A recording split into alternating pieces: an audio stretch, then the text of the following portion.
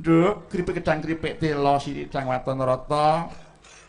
Ayo iki genti nanjakake bintang tamune Kamas Garing sing saka Wayang Wong Ngesti Pandhawa Semarang. Iya. Wilujeng dalu Kamas Garing. Wilujeng dalu, Mak. Monggo keparenga jumeneng wingking kersanipun pirsa. Nggih. Panjenengan kala wau kebelasuk napa boten sowan mriki? Pangestunipun tanglet kaping gangsal. Nuthuk kenthongan. Nuthuk kenthongan nggih. Alhamdulillah sampun saged sowan mriki. Nggih. Arah-arahane kudune liwat tingkir kula liwat ngampel dadi malah bingung. Oh, malah celak langkung tingkir. Tingkir dumugi kecamatan Pulo. Nika sampun panggenanipun Mas Suryanto lah kecamatan Pulo. Kok Pulo? Karang gedhe, karang niku lak watu, gedhe, watu sing gedhe niku Pulo, Pak. Oh, Bu. Nggih, niku karang jeneng Pulo to. Lah nggih terus jujuke mesti yen goleki kecamatan Macan pun genah ketemu. Simo. Simo kalih Macan niku lak sedulur to, Pak. Wis kono. Lah kula diancer-anceri pokoke anggeten prapatan enten patunge Macan nggih niku pun cedhak. Kula goleki patunge Macan ki ning ndi jebule ki ndekem teng ngisor. Nggih. Dadi ora ketok malah. Terus nggih. Nggih niki wong bola-bali wong naminipun tiyang Jawi angger dituthuk kenthongane nggih bakale ketemu. Leres rasa isin takon. Nggih wong buktine datang di desa batas ini kita Sik nun desa batas. Sak ngerti kula wates. Wates niku yen desa, Pak, yen desa batas. Mergo Indonesia, Pak, Indonesia datang di desa batas nek dugi wonten desa Wates. Iki wong jenenge manut perkembangan basa kula. Malah ketok bodhoku saiki nduk iki. Nggih wong soal kula, Pak, dadi katut bodho. Nggih. Nggih niki nggih alhamdulillah saged sowan wonten dalemipun Pak Wahono. Inji menika wali mantul khitan Mas Gareng. Nggih waduh jan niki mboten baen-baen niki le nyukuri kitananipun Kang Putra geden-gedenan. Buktinipun menapa? Lah niki ngrawuhaken piyai semanten tarup genggeng agengipun ngaten niki lak nggih mboten baen-baen niki. Saestu tarup genggeng lampu padang nggih to panggung pakoh konsumsi banyu mili mah. Sayange kok konsumsine metune kok pas aku nyambut gawe iki lho. Ampun kuwates. Kok ampun kuwates pun ngengei kalih Mbak Yu Wahono pun ngengei. Dingengei niku mangan kula wanci subuh lak cacinge pun do turu, Pak. Lah mengke ngentekke sinten ning niku kula mung dadi pitakon kula niku mung siji niki. Menapa? Kaya ngeten regengipun terus ngrawuhaken panjenengan ngeten iki ragate entek pira ngoten lho. Lho niki mengke mbok menawa kula saged niru benjangipun Pak menawi gadah damel niku saged nganggaraken. Mergo nun sewu wong wolak-walik riyen niku tetakan mboten ngeten iki kok, Pak. Jaman tetak sampean tak nggih kathah tamune to. Nggih kathah yen tamune kathah niki mboten do nyumbang. Lah jare turut pager akeh tamu sing do ngadeg malah saka okehe. Turut pager napa mergo ngerti kula disiksa niku wong kula nurin tetak ketok. Tetake pripun? Alah kalih bapak nu aja mele kok nggih nanggap wayang ngeten nggih ngethokke nggen kula nu ragati mboten iso Pak iki. Kalih bapak nu dinunutke tetakan masal nu malah dadi rekoso Pak sengsara Pak. Kitanan masal niku. Kitanan masal niku dienggo praktek dokter nom-nom niku lho. Nggih. Lah pripun to teko dok tengene ruangan diglethakke sarung dibuka nu disuntik bius kali dokter nom niku. Jus gendel. Mboten dikethok nu ngen kula ditinggal lunga dadi kele-kele niki, Pak. Oh, ditinggal lunga dinggo. Lah bocah liyane. Engke arep protes nggih mboten wani wong jenenge bocah rikala semonten. Delane ten dokter tua teko nyuk-nyuk lho. Gimana nih kok belum diapa-apakan? Jiko cepitan ngen kula dicepit. Kula bengok, aduh. Dokter tua, wah biusnya habis ini. Jiko bius melet disuntik jus gendel. Ajeng ngethok doktere mboten tegel nulungi sing bengok-bengok ngen kula ditinggal kele-kele meleh niki. Lah niku mbok menawa nih Pak proses kimia bius munggah ngantem moto kula ngantuk turu. Oh, ketileman. Ah, keturun ngoten enten kirik teka. Para wek kula kele-kele niku takon weke sapa iki? Lah kok sanalika dicokot tek cewel dadi gen kula niku sakniki bentuke mboten karo-karuan, Pak. Marga anu cokotan kirik niku wau. Nggih pun kaya dangkel jati ngoten niku lho, Pak. Nek yo alhamdulillah wong napa-napa niku anggar diniati masya bentuke bojo kula nggih tresnane ora umum pokoke. Mbok menawa rasanya lain, Bung. Aduh, pamer. Oke, mboten Pak niki tegese beda-bedane gesangipun lare sakniki kalih riyin ngoten lho. Nggih, saya serba maju, serba modern. Ya, Nggih nggih. to. Ada sing dilaser bareng pun enten. Nah, kula nu wedi kula dilaserin tembus piye terusan. Ditembak ngono tembus dus ngono lak ya terus engko angger pas pipis lak nyabang, Pak. Kabeh nggo pengati-ati to Mas Gareng. Nggih. Nganggo petung. Ning sing baku nu pancen syarat utama mila yen kula ngonceki niku kathah kok, Pak. Sepi dipun onceki Mas Gareng. Ya niki dipun mriki. niki lak dipun sebut kita ning wonten ingkang mastani supit, tetak, sunat. Nggih. Niku jane tegese nggih hampir sama ning kula len menerjemahkan lain. Paminipun dos pundi? Sunat niku sunu sudah selayaknya seorang muslim menjadi anak yang soleh. Niku sunat. Lajeng wonten ing ngarani supit. Supit. Sudah dibuka niku sudah dibuka tali keturunannya. Pitanya telah diputus, mula nggih kudu ngati-ati. Angger pun dibuka diputus pitane niku pun mandi-mandine. Ngoten. Lah iwadine tetak Napa niku? tenu telah dipotong pucuknya. Tak akan rugi walaupun kehilangan kulit sedikit. Nggih. Niki mboten Tetak. nggih niku nggih ngilangi suker sakit, ngilangi kotoran ingkang wonten badan lelaki ngoten niku lho, Pak. Nek niku wau rejang Hernawa Supit niku wau. Rejang niku nabrak. Nerejang to, Pak. Nggih. Nerejang nabrak. Hernawa, her niku banyu, nawa niku tawa. Tegese banyu sing rasane tawa. Napa Ngawur Gareng. lah timbangane mboten enten sing nerjemahke wong kula niku usul kok. Bener ora niku nggih terserah. Niku monggo niku hak sampean kok. Penemu, Pak, penemu. Bisa. Saniki untung dhuwur-dhuwur penemune neka-neka nggih mboten enten sing nyalahke. Iya ra enak nggih. Nyalahke. Beda penemu kenane aja nganti ngorbanke persatuan dan kesatuan sing penting niku. Timbangane mboten ngomong mung ditakoni rejang Hernawa Nek kula sing merdeke rejang Hernawa Supit, rejang niku ngerajang, her bener banyu. Nawa niku bolongan. Lho, bolongan banyu kok dirang mengki lak nyabang teng pundi-pundi to, Pak? Ngerajang dalaning bolongan banyu, kira-kira ngono ya. Dadi dicocok-cocok ngoten. Semboreng. Malah engko lak kaya pralon dicoblosi nuwak sur kanthi. Niku anu ngrengga busana karepe nindah Nggih. dimirengke karepe skeca to lho Mas Gar. Nggih pun bakenipun saged nampi supados penemunipun Nggih, sami. saged berkomunikasi sing penting wong-omongan ki iso ditampa. Wah, jan. Nggih. Dalu niki tamu-tamu saking kiwa tengen dusun bahkan melompat kecamatan sami rawuh. Bahkan dari Medan juga rawuh lho Mas Nggih, Gar. selamat datang rombongan dari Medan. Eyang Jin, Sugeng Dalu Eyang Nggih. Jin. Yang cita dambu ku parang rawuh. Wah, Aku wis sungkem kok Mas Gareng mau. nggih kula dangu mboten kepanggih kapan diboyong ning Medan neh. Dan aduh ra umum. Nggih. Niki mboten napa-napa pengalaman derek Eyang Eyang Jin. Jin niku tumur keranjingan dateng wayang kok. Nggih jebul sudungipun asli mriki nggih. Nggih, mila lajeng wonten tetembungan sapa sing lali sumber bakal ketiwasan. Mongko Eyang Jin mboten lali sumbere. Nggih, nggih, Nggih, nggih. Pak.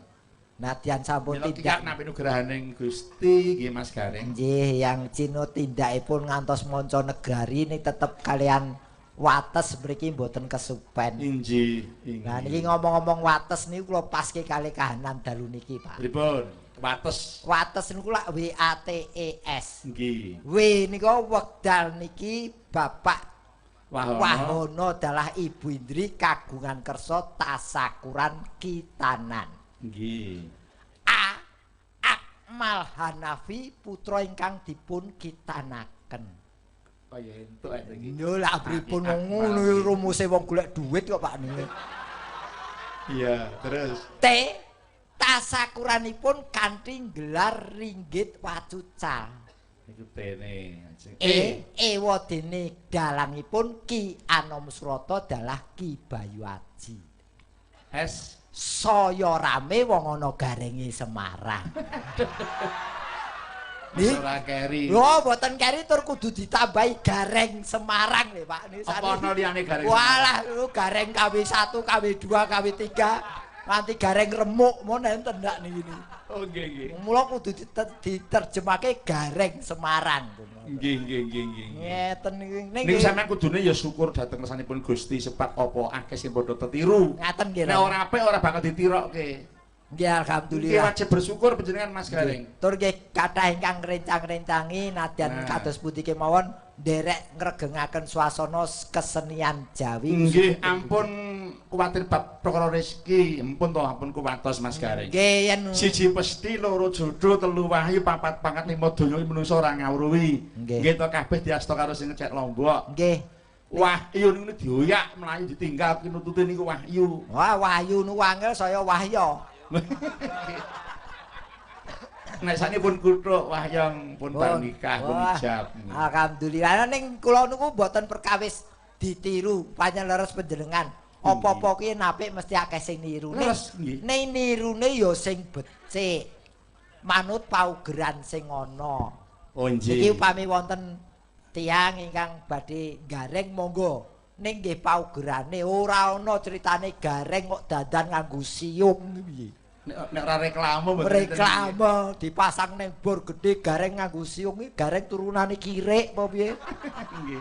Niku mboten kok mawi siyong. Nika gingsul. Gingsul kok loro, Pak. Nunggu siung gambar apa ya ora iso gambar liyane. Nggih, monggo matur sembah nuwun niki jan wah regeng sanget niki. Nggih, dasaripun nggih nuwun sewu haus dhateng hiburan. Namun kasunyatanipun Mas Gareng. Nggih. Tratashima menika maniak dhateng wayang saestu lho niku. Niki saestu niki tamba kangen Pak Kro kinten-kinten nggih setengah abad mboten sowan Tratashima niki. Saploke dijodhake kali Mas Masur iki lho. Tratashima Dimas nggih. Suryanto. Mas Sur Mas Joko sami mirsani niki. Sami rawuh alhamdulillah. Nggih, ini sing geret kula daerah mriki nggih piyai loro niki lha mboten tau digeret Matur nuwun kersa ngrawuhi tarup kula. Saploke duwe gareng KW 1 KW 2 lho. Ora tau ngejak aku. Nggih sembah nuwun sangke pareng sami rawuh. Nggih, nyuwun pandonganipun mugi-mugi diparingi awet oleh nyangik nglimbuk ya Mas Gareng. Nggih. Nggih mesti awet jamune anyar kok. Saya mempeng. Wah, dalu niki nyambut gawe ameng-ameng nyawa kula. Kok iso? Panggungan kok gur semeter tok iki. Lah ini luput-luput bejane iso kedengklak lho niku lho, Pak.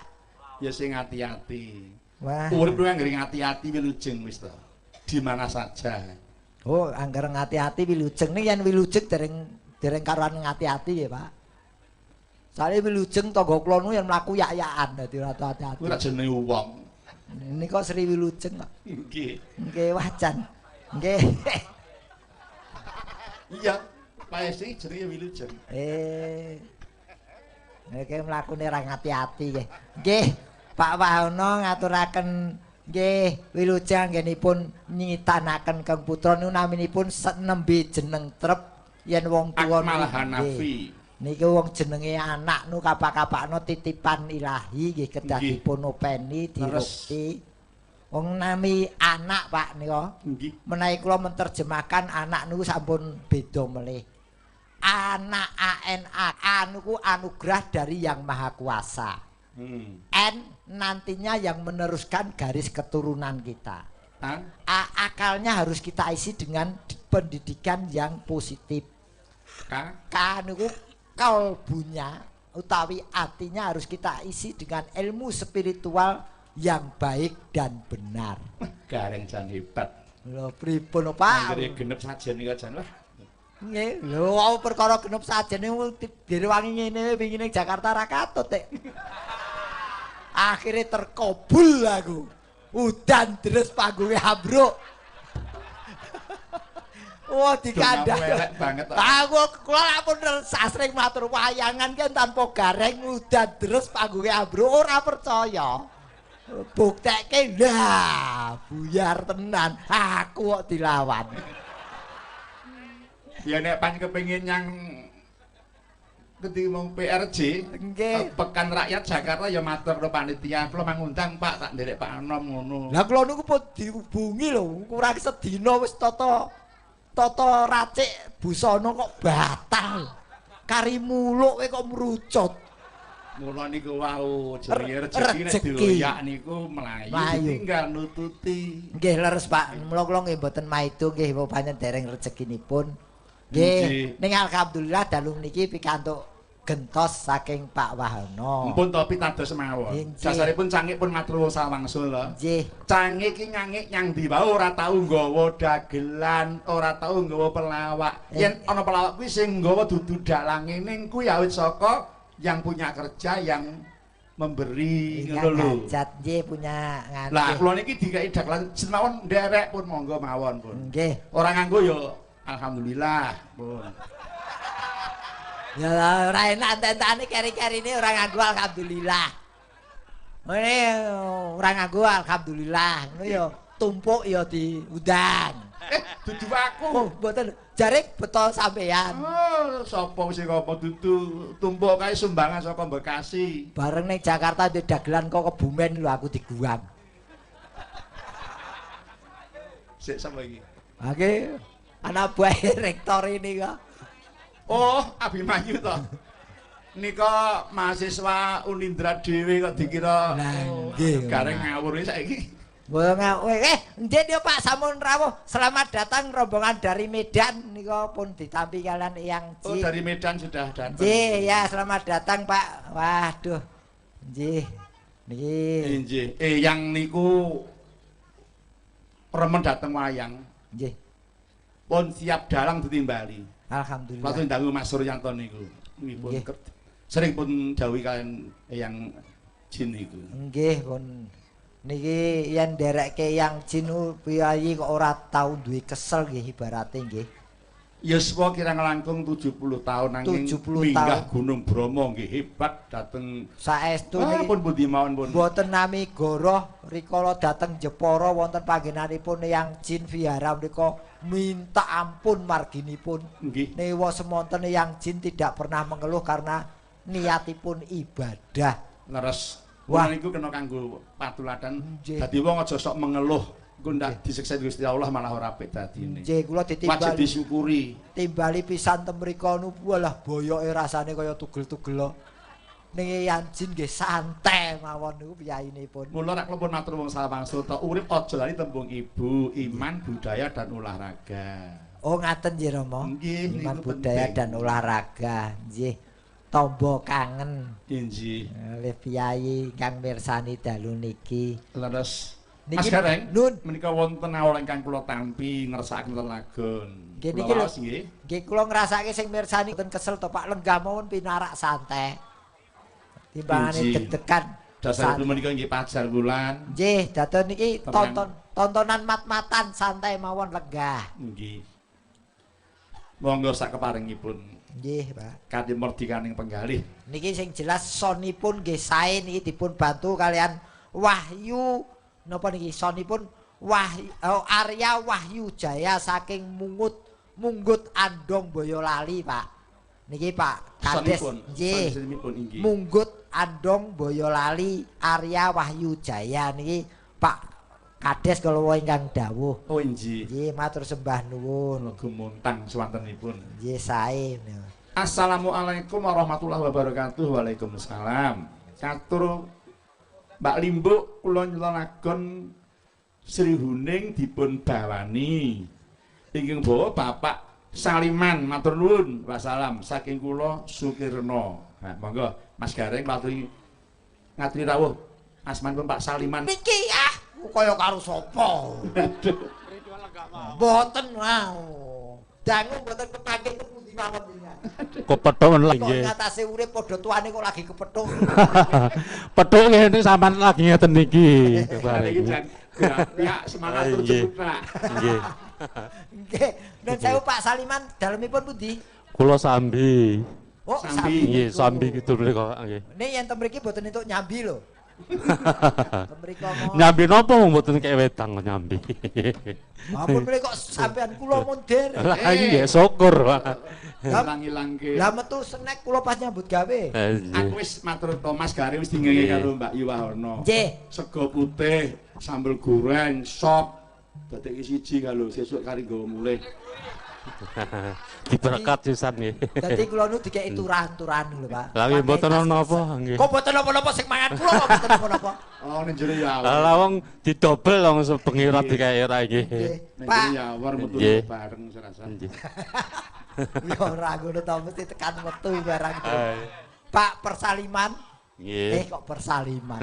Mboten ana napa. Pak Saliman. Nggih. Dalemipun wonten ing Sambi. Sambi. Nun sewu badhe nembang napa? Nek jane kula jane mboten wantun niku kula wanek-wanek kene. Yen mboten wantun golek kanca. Lah niki kancane pun jenengan. Lah nggih wong wonten kula kok mboten wantun Nggih. napa badhe nyekan napa? Berarti Gareng ora nglulokke aku, Mas. Lah, rak nggih teh. Ranggam Sri Huning dipun bawani iki bawa Bapak Saliman lah. Bawane Sri Huning iki apa Pak Saliman mesti wis pirsa. Oh, gandeng ceneng kalian Sri Uning. Iki dadine rada budhek ya jenenge. Lho, podangu. Lah nggih. Podangu lah sampean lagi kepethuk pisan kok Nggih. budek-budeke wong lho. Nggih. Sesuk iso tak ciak dhewe lho. Anu nomor sewu Pak Saliman anu to. Ndamel kendang to. Ndamel kendang ngono. Mboten. Mangis kendang. Niku wong ngapusi niku. Wis tak peseni. Aku tukang pakis kendang. Kula kalih anu Ayo sebutan, ayo. Nek tembruk sing murba Mas Gareng, Pak. Niki kekuasaan kula niki. nggih nyuwun laras. Mas. Nggih.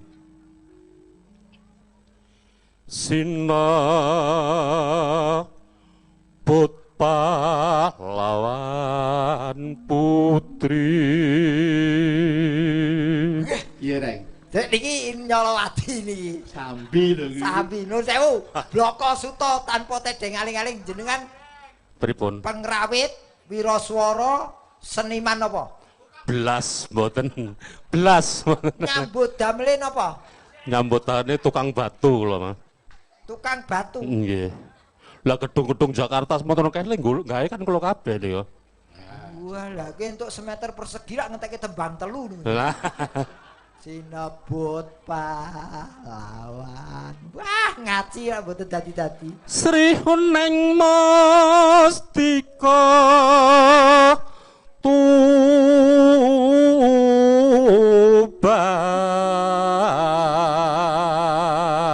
Tuban. Reng sing tak suwun yen ngene iki lho dadi maju ketok dadane Mundur. arep atur pasumbang ya sembodo ngono lho. Nggih. Suara ya bisa dimirengke marga iki ora ning jero WC iki ora. Iki ning panggung dipirsani dimirengke semene akeh. Kudu terang karwaca. Aja watono wani, ning kudu ya diukur awake dhewe kira-kira patut lho ya suaraku dimirengke karo kiai pirang-pirang. Mentes. Nah. Anu Pak Saliman atas nami wiraswara sakmonten Nggih. kathah niku kula ngaturaken gunging panuwun. Urung. Mboten. Mboten ngoten ora urung wong papat kae ya ora nembang kabeh kok ngono iki. Putra Kanjeng Suralawe.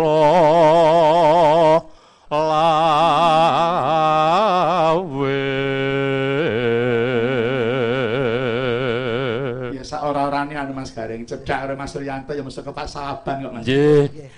Pak Dalang Suryanto to. Nggih, nggih. Nggih wae.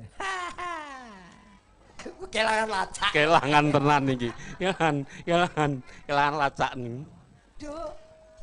Tak perang dong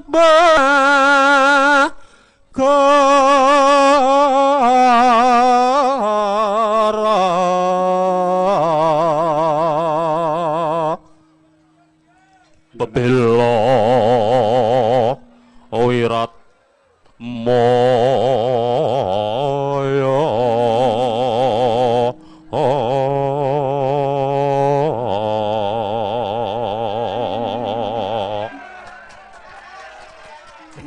Tungguke wong. Panwurung Sri Huning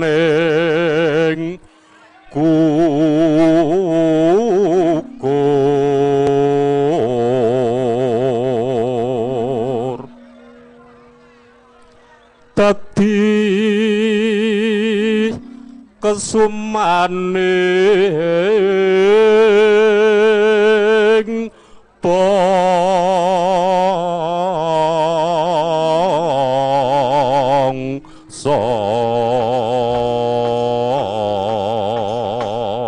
Nilai 100 Mas Gareng. Nggih.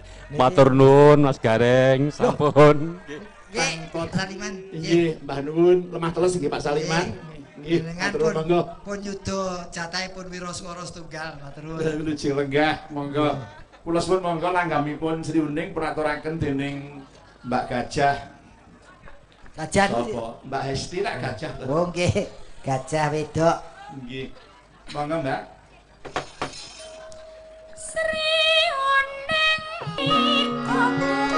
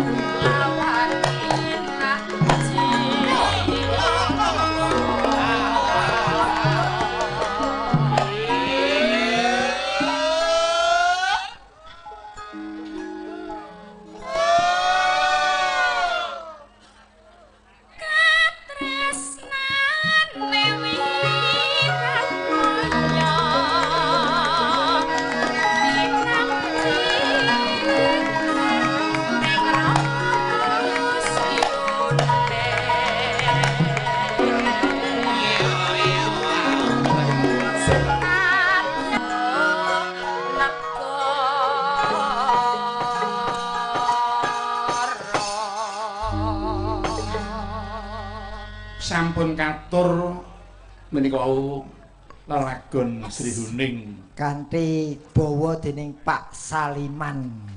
menika yasanipun Ki Dalang Haji Sukron Suwondo saking Blit.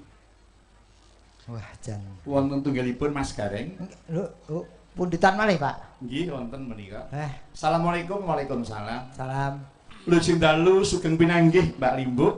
Saking kula Pak Trima Nanggulan Salatiga.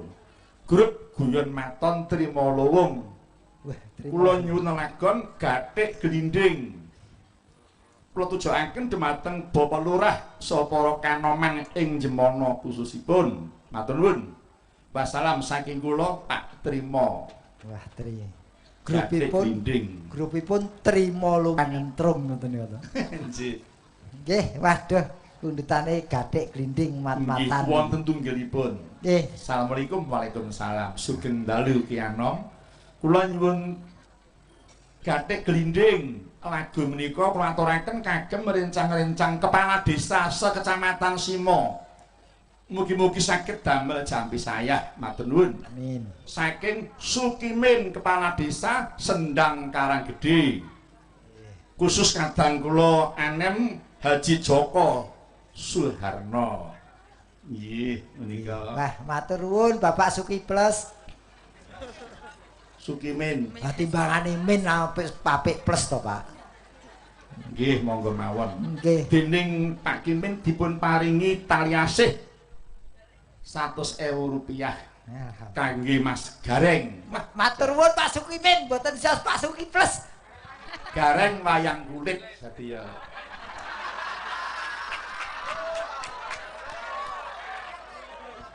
Oh ya, Suki Plus meneh iki.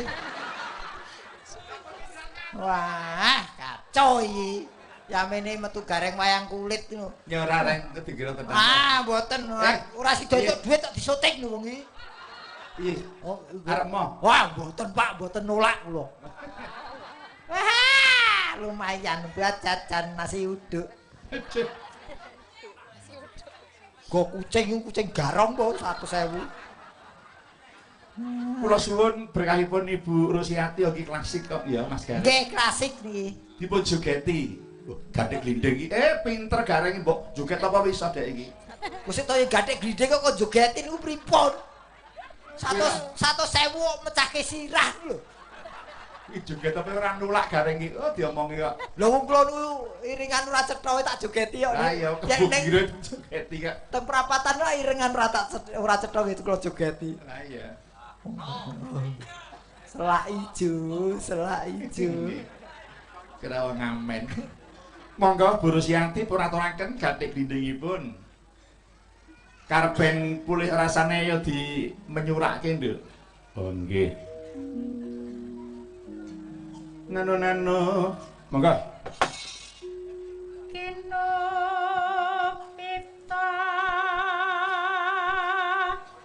kanggo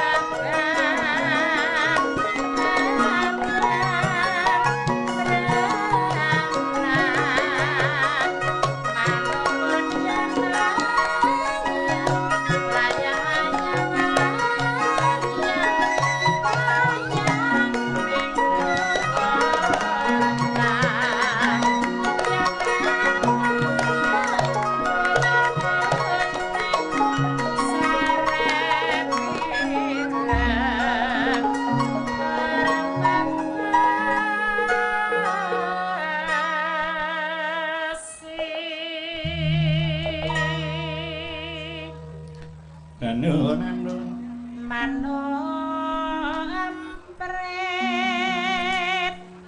prit pateng cuwit-wit calur hutan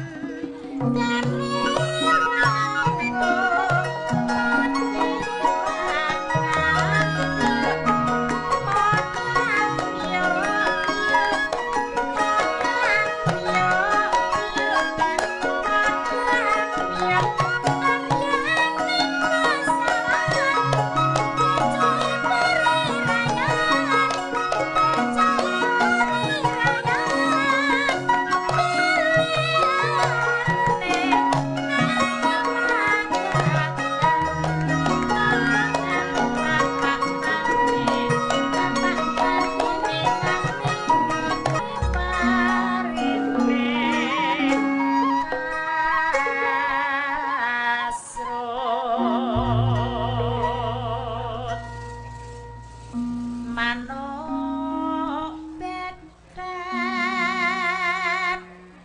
diyet pateng seruwet-wet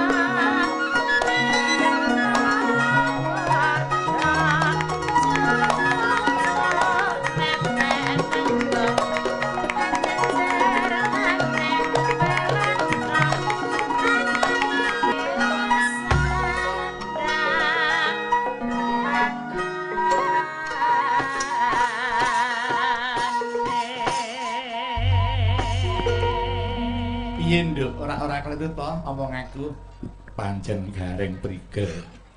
Gatik glinding dijogeti ya kepenak. Nggih kula tok-tokke Pak timbane kosong sing mboten enten sing disawang. Tegese kuwi gareng ngerti nyang gending.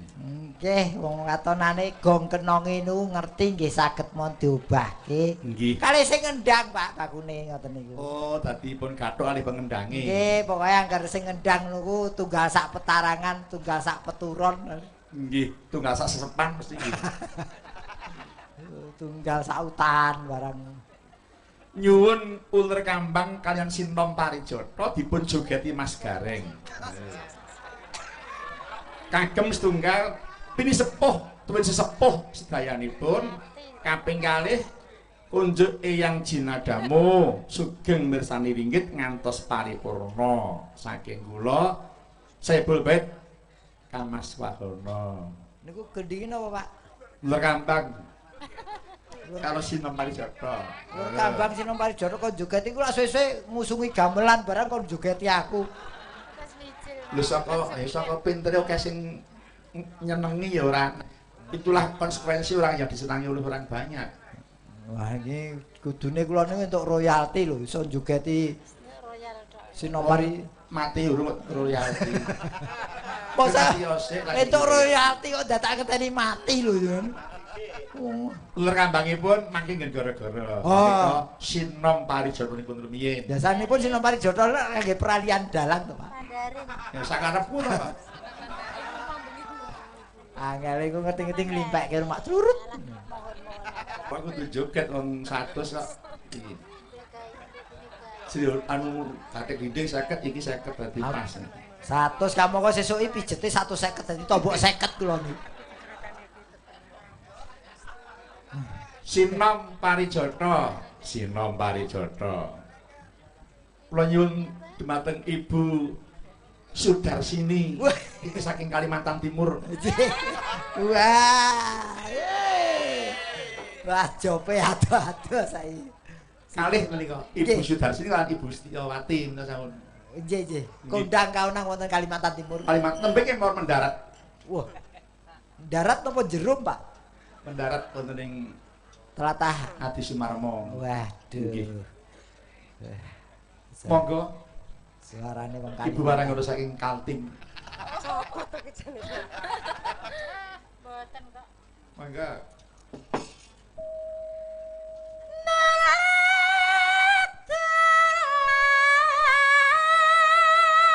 Ayo Sinom Mandarin.